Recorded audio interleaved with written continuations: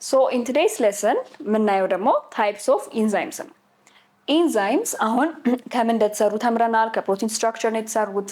ከዛ ግን እነዚህ ኢንዛይሞች ምን አይነት ታይፖች አሏቸው ካልን ጀነራሊ በሁለት እንከፍላቸዋለን። የመጀመሪያው ሲምፕል ፕሮቲን ኢንዛይም ነው። ጀስት ከፕሮቲን የተሰራ ኢንዛይም ነው።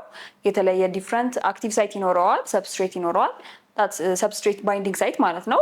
that's just a simple ፕሮቲን የሆነ ኢንዛይም ነው። የሁለተኛው ግን it is a conjugated enzyme ነው። ከሁለት ፓርት የተሰራ ነው። ይሄ ምን ይባላል? ሆሎ ኢንዛይም ነው። ሁለት ፓርት አለው። የመጀመሪያው አፖ ኢንዛይም ነው። ሁለተኛው ደግሞ ኮፋክተር የምንለው ነው። አፖ ኢንዛይም የምንለው ፕሮቲን ፓርት ኦፍ ዘ ኢንዛይም ነው። ይሄ ፓርቱ አክቲቭ አይደለም። ሌላ ኮፋክተር ፓርቱ ካልመጣ በስተቀር በራሱ አክቲቭ የሆነ ፓርት ወይም ደግሞ ኢንዛይም አይደለም። የሰከንድ ፓርቱ ወይም ደግሞ ኮፋክተር ፓርቱ ግን it is the non protein part ነው። ፕሮቲን ያልሆነው የኢንዛይሙ ፓርት ነው። it's needed for activity ማለት ነው። ስለዚህ አሁን ይሄ ኮንጁጌትድ የምንለው ኢንዛይም ከሁለት ነገሮች ነው የተሰራው።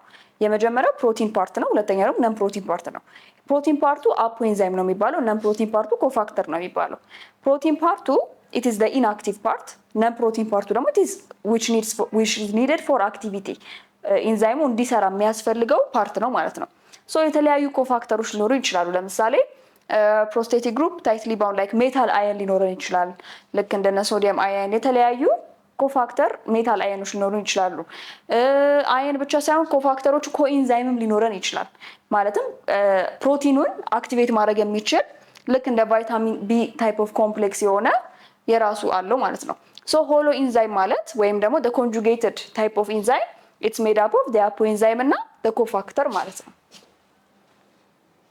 ሶ አሁን ይሄ ስትራክቸር it actually tells us በደንብ about apoenzymes እና holoenzymes ማለት ነው። አፖኤንዛይም ማለት ይሄ ብቻውን ያለው ፕሮቲን ፓርት የሆነ በራሱ አክቲቭ ያልሆነ ኢንዛይም ነው፣ ኢንአክቲቭ ነው። ከዛ ምን ያስፈልገዋል? ኮፋክተር ያስፈልገዋል። ከኮፋክተር ቅድም ካየነው ውስጥ ምን ብለናል? ሜታል አየን። ከዛ አሁን ሜታል እንትን ሲሆን አሁን አክቲቭ ኢንዛይም ሆነ ማለት ነው። አሁን ሌላ ምን ይኖረዋል ማለት ነው? ሰብስትሬት ይኖረዋል።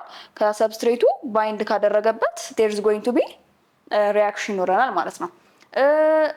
ሜታል ብቻ ሳይሆን ደግሞ ኮኢንዛይምን ባይንድ ሊያደርግ ይችላል። ምንድነው? ኮፋክተር ብቻ ሳይሆን ኮኢንዛይምን it can be an activator of an apoenzyme ማለት ነው። ሜታልም ኮኢንዛይምም ደግሞ ሁለቱም አንድ ላይ አንድ አፖኤንዛይምን አክቲቬት ሊያደርጉት ይችላሉ ማለት ነው።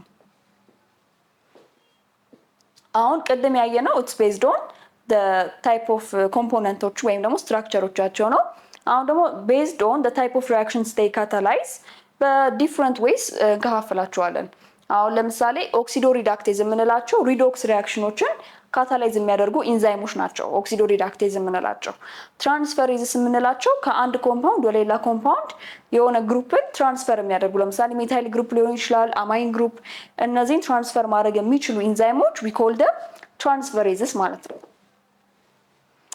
ሃይድሮላይዝስ የምንላቸው ሃይድሮጅን ቦንድን ብሬክ ማድረግ የሚችሉ ሃይድሮላይዝ ማድረግ የሚችሉ ታይፕ ኦፍ ኢንዛይሞች ናቸው።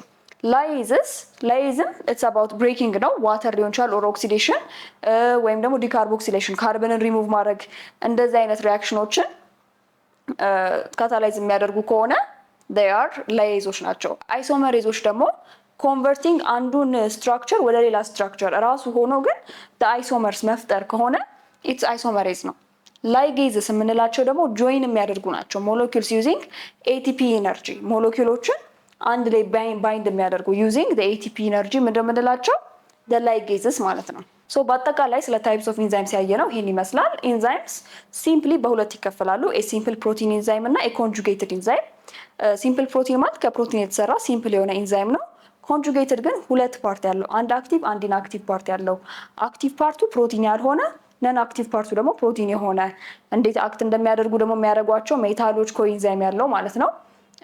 የተለያዩ ደግሞ ቤዝድ ኦን ዲፍረንት ኬሚካል ሪያክሽንስ ካታላይዝ በሚያደርጓቸው የሚከፈሉ ዲፍረንት ኢንዛይሞችን አይተናል። So this is the end of our lesson. Our next lesson is going to be about factors affecting enzymes. Until then.